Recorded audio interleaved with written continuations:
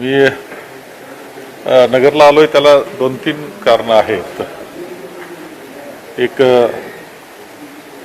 आमच्या काँग्रेसमध्ये आणि काँग्रेसच्या विचारसरणीमध्ये काम करणारे श्री DM कांबळे यांचं निधन झालेलं आहे की त्यांनी खूप तरुण वयामध्ये म्हणजे युवक काँग्रेसपासून काँग्रेसच्या विचारधारेशी सातत्यानं काम करणारं असं व्यक्तिमत्व त्यांचं होतं. कदाचित ते लोकप्रतिनिधित्वाच्या क्षेत्रात गेले नसले तरी राजकारणाची जाण हे वैशिष्ट्य त्यांचं होतं, वैचारिक जाण होती. योग्य वेळी योग्य पद्धतीनं एखादी गोष्ट राजकारणामध्ये करण्याची क्षमता आणि सहज म्हणून सल्ला देण्याची त्यांची पद्धत होती. आणि खूप मित्रमंडळी सुद्धा राज्य पातळी माननीय विलासरावजी देशमुख सुद्धा त्यांचे मित्र होते. असं व्यक्तिमत्व ते होतं आणि त्यांचं दुःखद निधन झालं. त्यांना कुटुंबियांना भेटण्यासाठी मी आलेलो आहे.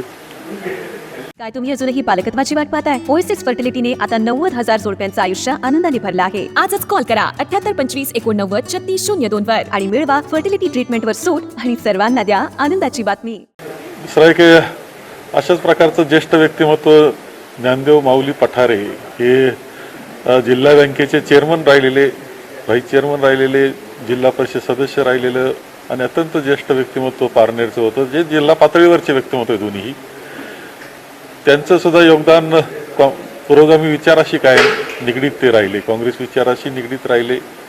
त्यांच्या कुटुंबियांना सुद्धा भेटण्याकरता म्हणून खरं मी आलेलो आहे. आणि मी पारनेरला जाऊन आलो, ते पारनेरला त्यांचे सर्व कुटुंबीय असल्यामुळं.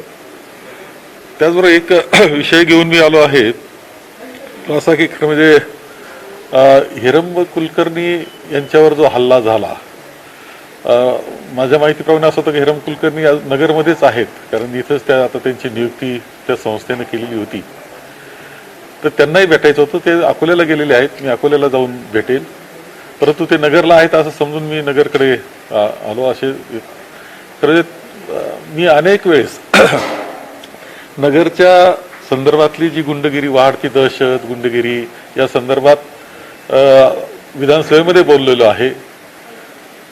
राज्य शासनाला सुद्धा कायम सांगितलंय की नगरमध्ये कुठंतरी सरकारचे अस्तित्व दिसलं पाहिजे, पोलीसचं अस्तित्व दिसलं पाहिजे.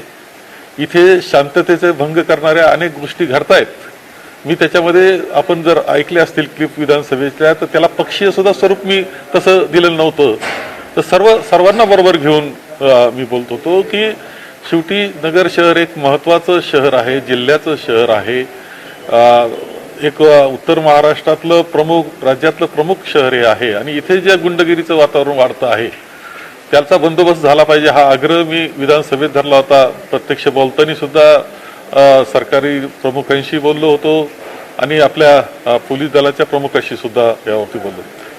तरी हिरंब कुलकर्णी सारखा एका प्राचार्यावर जो हल्ला होतो अचानक, हे अजूनही इथली परिस्थिती, नगर शहराची परिस्थिती दुर्दैवानं योग्य नाही. दहशत आहे, दादागिरी आहे, गुंडगिरी आहे, हे चित्र त्यामुळं आणखी स्पष्ट झालेलं आहे.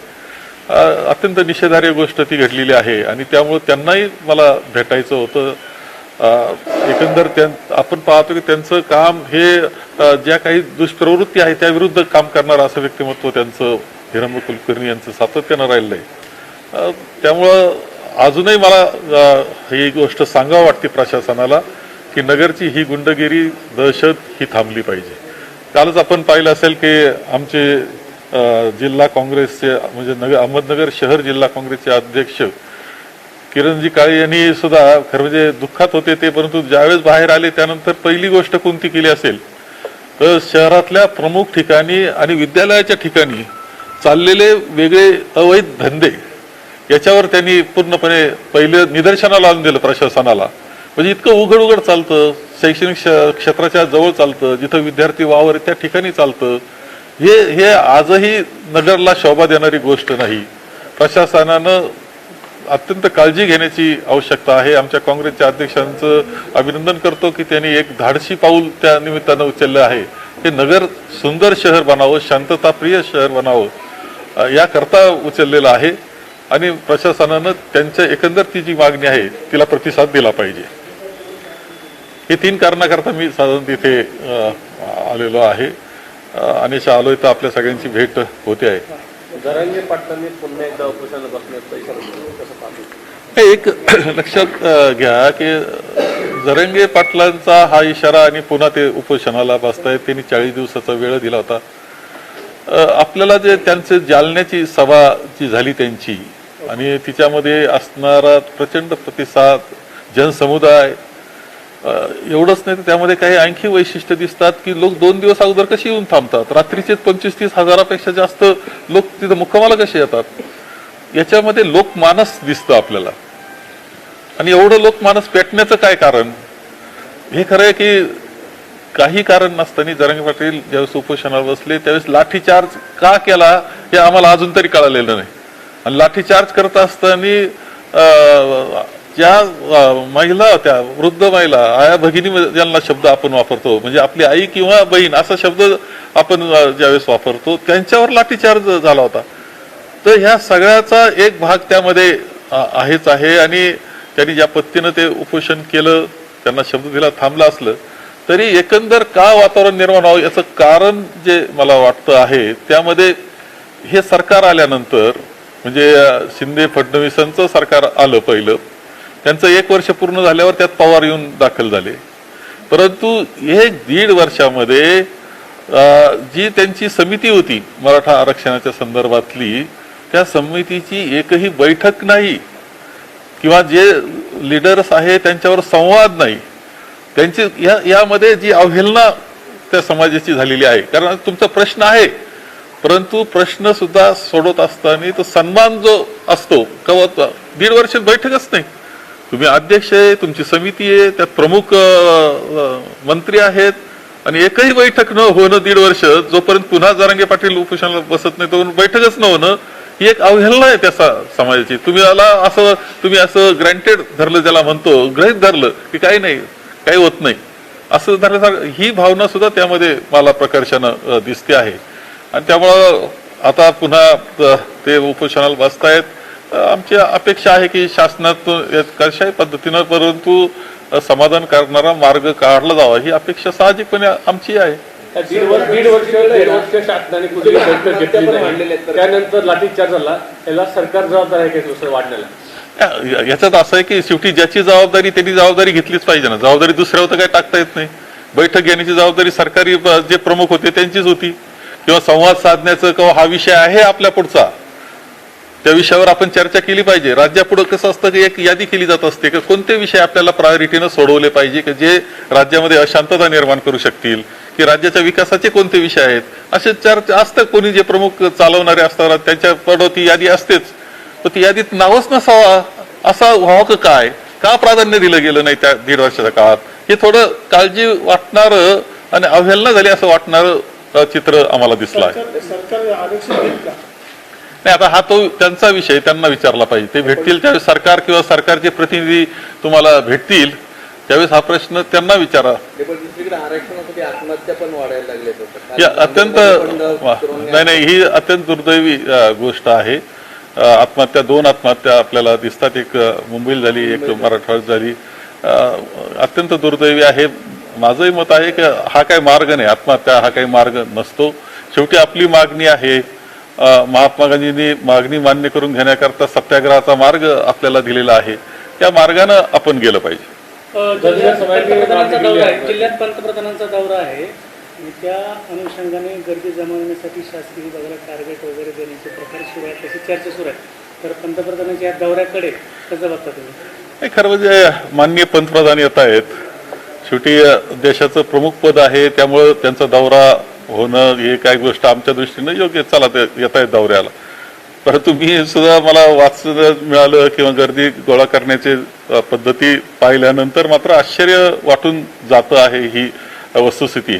शासन आपल्या दारी आत्ताच आपण कार्यक्रम केला होता, पुन्हा आता शासन आपल्या दारी कसलं सुरू झालंय हे समजायला आम्हाला तयार नाही. अनेक गोष्टी आहे की त्याच्यात ज्या संस्था आहे, शैक्षणिक संस्था, यांचा उपयोग हे करून घेणं हे काही गरज नाही. पंतप्रधान हे पदच असं आहे की लोक तर आपोआपच जमतात. कोणत्या पंतप्रधान येतो म्हटल्यानंतरच लोक जमतात. यांना सक्ती करण्याची गरज काय भासते आहे असा प्रश्न उलट मला पडलेला आहे.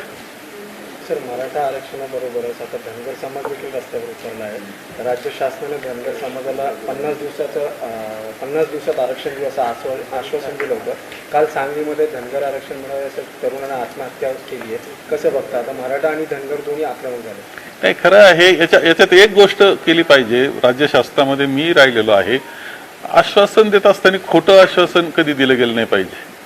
मला आठवतं का 2014च्या वेळेस सुद्धा ज्यावेळेस धनगर समाजाचं आंदोलन सुरू होतं त्यावेळेस सुद्धा पहिल्या कॅबिनेटला आम्ही निर्णय घेतो असं आश्वासन दिलं. असं नाही केलं पाहिजे. ही फसवणूक करण्याची काय गरज आहे? शेवटी असं आहे की परत उत्तर देण्याची वेळ येतच असते. त्याऐवजी त्यांच्याशी चर्चा करून कसे मार्ग काढता येतील आणि सगळे घटक, समाज घटक आपल्याला सांभाळावंच लागणार आहेत. सगळ्या राज्याचे असतील किंवा देशामध्ये असेल ते समाज घटकांचा विचार करीत आपल्याला निर्णय करावा लागतो. त्यांच्याशी चर्चा करून शेवटी मार्ग काढला पाहिजे. पंतप्रधानांना बोलून निवडणुकीचं श्रेय लाटण्याचा प्रयत्न होतो. खरं म्हणजे निळवंड झालं ते तर पूर्ण झालं. मला माहिती म्हणजे निळवंड्याच्या पहिल्या पायाने आंदोलनापासून मी आहे त्याच्यामध्ये. म्हणजे माझ्या विद्यार्थी दशेपासून जे काही मोर्चे निळवंड्याकरता निघाले तेव्हापासून मी त्यामध्ये आहे. मी आमदार झाल्यानंतर 92ला निळवंड्याचं काम सुरू झालं. 2012ला धरणाचं काम झालं. नंतर आता पाटाचं काम पूर्ण झालंय. डाव्याचं पूर्ण झालंय. उजव्याला उशीर होतोय दुर्दैवानं. त्याची कारणामध्ये मी जाऊ इच्छित नाही. आता पाणी सोडण्याकरता माननीय पंतप्रधान येणार म्हणून किती खरं म्हणजे असं होतं की मे महिन्यामध्ये 10 TMC पाणी दोन्ही धरणामध्ये होतं. ते पाणी जर आपण भरपूर सोडलं असतं तर दुष्काळी पट्ट्यामध्ये आज दुष्काळ म्हणून राहिला नसता. पिण्याच्या पाण्याचे सगळे प्रश्न मिटलेले असते. परंतु पाणी सोडलं आणि घाईघाई बंद केलं त्याचं कारण मला समजत नाही. आता पुन्हा पाणी सोडलेलं आहे. केवळ माननीय पंतप्रधान येणार म्हणून तुम्ही एक एवढी मोठी राष्ट्रीय संपत्ती ती वाया घालण्याचं काम करतात. आमचं कधीच हरकत नव्हती पंतप्रधानांनी येण्याच्या बाबतीत. तो त्यांचा अधिकार आहे. परंतु त्याकरता म्हणून पंतप्रधान येईपर्यंत दर्शन रांग चालू करायची नाही आणि तोपर्यंत लोकांनी उन्हात उभं राहायचं, पावसात उभं राहायचं सगळ्या भाविकांनी. हे तरी कुठं योग्य होतं? तसंच धरणाचं पाणी वापरायचंच नाही पंतप्रधान येईपर्यंत. हे तरी कुठं योग्य होतं? शैक्षणिक संकुल वापरायचंच नाही पंतप्रधान येईपर्यंत. हे तरी कुठं योग्य होतं? माननीय पंतप्रधानांचा काही दोष याच्यामध्ये नाही. परंतु जी व्यवस्था निर्माण केली ती 1.5 2 वर्ष वापरायचीच नाही. हे तरी कुठं योग्य आहे? आणि म्हणून आम्ही म्हणायचो का आणा पंतप्रधान कधी आणायचा पण यांचा वापर तुम्ही चालू केला पाहिजे. हे आम्ही स्पष्टपणे बोललेलो आहे. पण त्यासाठी शाळांना पण आता सक्ती देतात. मला वाटतं की जी सक्ती चाललेली आहे किंवा जी पद्धतीनं लोक गोळा करण्याचा प्रयत्न चाललाय हे माननीय पंतप्रधानांना सुद्धा आवडणार नाही. सर, महाराष्ट्रामध्ये कायदा व सुव्यवस्थेबरोबर हिराम कुलकर्णी यांच्यावर झालेला हल्ला त्यानंतर आता 2 दिवसापूर्वी महाराष्ट्रामध्ये मोठ्या प्रमाणावर ड्रग्ज सापडतात. नाशिकमध्ये कारवाई झाली. त्यानंतर काल संभाजीनगरमध्ये देखील कारवाई झाली. कसं बघतो? माझं मत असं आहे की राज्य सरकार पुढे आणि आपल्या सगळ्या कर्त्या पिढी पुढचा हा सगळ्यात मोठा प्रश्न आज तरी उभा आहे की ड्रग्ज येणं आणि सगळी नवी पिढीचं जीवन बर्बाद होणं, तिचं जीवन संपूर्णपणे नुकसानच जीवनाचं होणार आहे. की ज्या तरुण वयामध्ये ड्रग्जच्या आहारी जाईल तो स्वतःचं जीवन कसं उभं करू शकणार आहे? त्या कुटुंबाचं काय होणार आहे? ही मोठी मोठी समस्या आपल्या पुढे आहे. परंतु शेवटी काम करायचं ते राज्य शासनाला करायचंय हे काही विसरता येत नाही. आणि दुर्दैवानं जितकं लक्ष त्यामध्ये द्यायला पाहिजे होतं ते दिलं जात नाही. ही सगळ्यात मोठी काळजीचा विषय आहे. का असं होतंय? याच्याकडे दुर्लक्ष होतंय. आतापर्यंत का पकडले गेले नाहीत? या सगळ्याची खरी चौकशी झाली पाहिजे. आणि हा विषय सगळ्यांनीच अत्यंत गांभीर्यानं घेण्याचा विषय आहे. पुढच्या पिढीचा, भविष्यकाळाचा, महाराष्ट्राच्या भविष्यकाळाचा हा विषय आहे.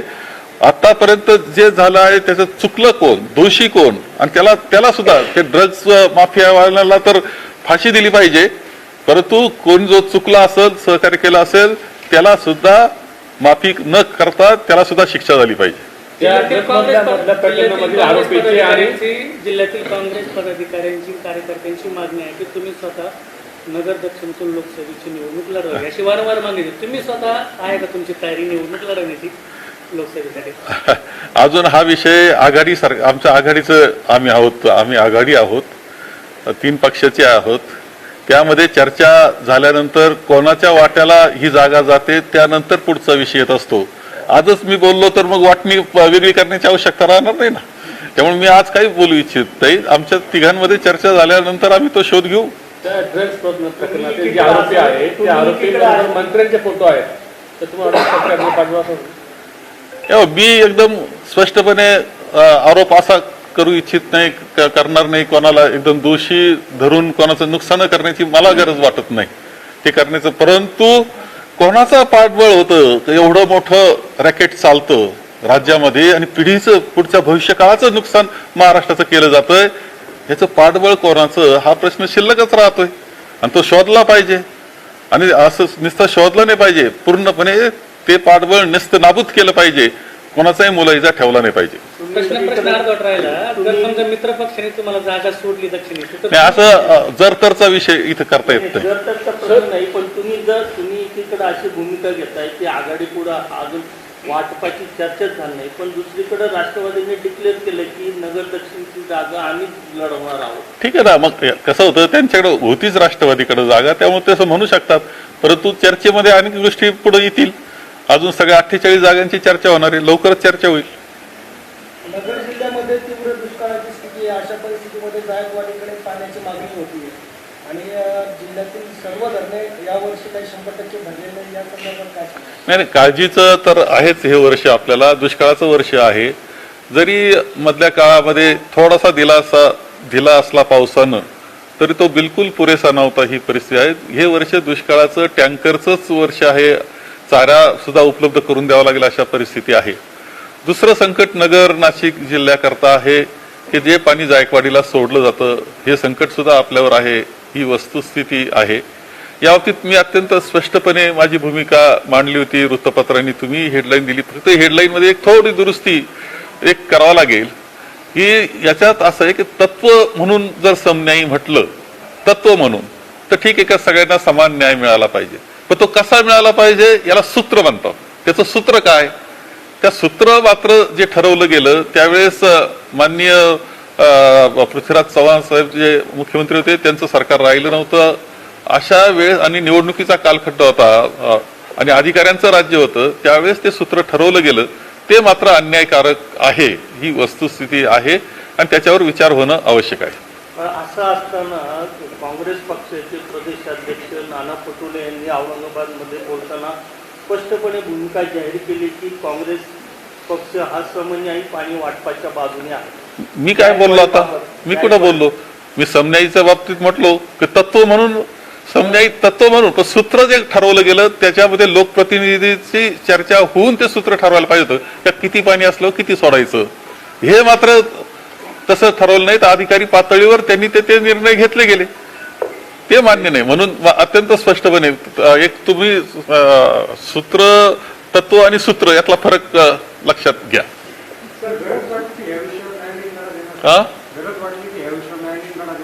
नाही, आमचा आग्रह त्यामध्ये आहेच आहे. एवढंच नाही तर आम्ही आंदोलन सुद्धा त्यावेळेस संगमनेरमध्ये, मी संगमनेर बंद ठेवलं होतं. आम्ही मोर्चा काढला होता, विरोध आम्ही आमचा दर्शवलेला होता. त्यावेळेस सुद्धा मी नाकारता येत नाही, कारण आम्हाला ते जे सूत्र ठरलेलं आहे ते काय ते तसं योग्य नाही, हे स्पष्टपणे मत आहे. आणि याच्यामध्ये त्यावेळेस सगळ्यांनी सहभागी हो असं वाटलं होतं, परंतु काही मंडळी सहभागी झाली नव्हती. सूत्र म्हणजे नेमकं काय? किती पाणी खाली सोडायला पाहिजे आणि किती नाही? असं असतं का किती पाणी जायकवाडीत असल्यावर किती सोडायचं, ह्याचं जे प्रमाण आहे त्याला मी सूत्र म्हणतोय.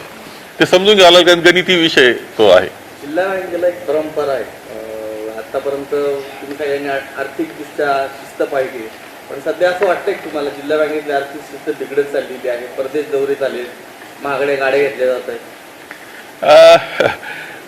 जिल्हा बँक ही खूप महत्वाची संस्था आहे आणि तिच्या सगळ्या आर्थिक जे चालतं चलनवलन, म्हणजे शरीरामध्ये जसं रक्तचं काम तसं आपल्या विकासामध्ये त्या जिल्हा बँकेचं अर्थव्यवस्थेचं काम असतं आणि म्हणून तिला जपलं पाहिजे हे सुद्धा आहे.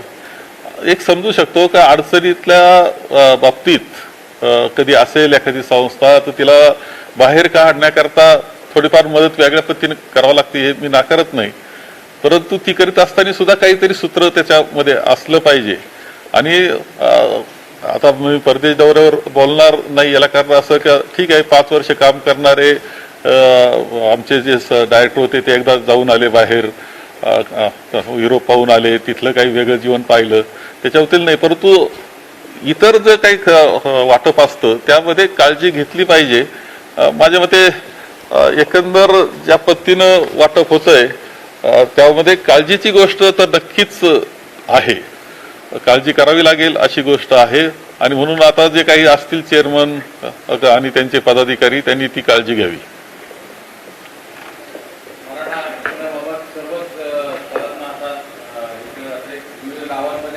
बंदी केली आहे. अनेक पुढाऱ्यांना आज आधी पवारने घेतलं होतं, इकडे पवारने जबरदस्ती केलं आहे.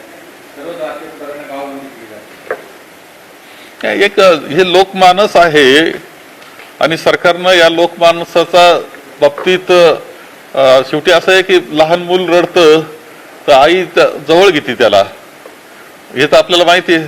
त्याला थोपटती, त्याला शांत करते, त्याचं समाधान करण्याचं, भूक लागली असेल तर समाधान करण्याचा प्रयत्न करते. समाज सुद्धा त्या पद्धतीनंच सांभाळावा लागत असतो. त्यामुळं हे सगळं लोकमानस या सरकारनं ओळखलं पाहिजे आणि त्यांना न्याय देण्याच्या दृष्टीनं निर्णय घेतले पाहिजे. Okay, thank you.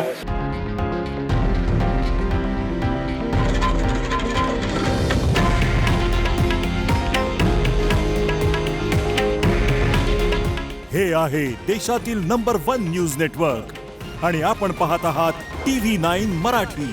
काळजी तुमची, हित महाराष्ट्राचं.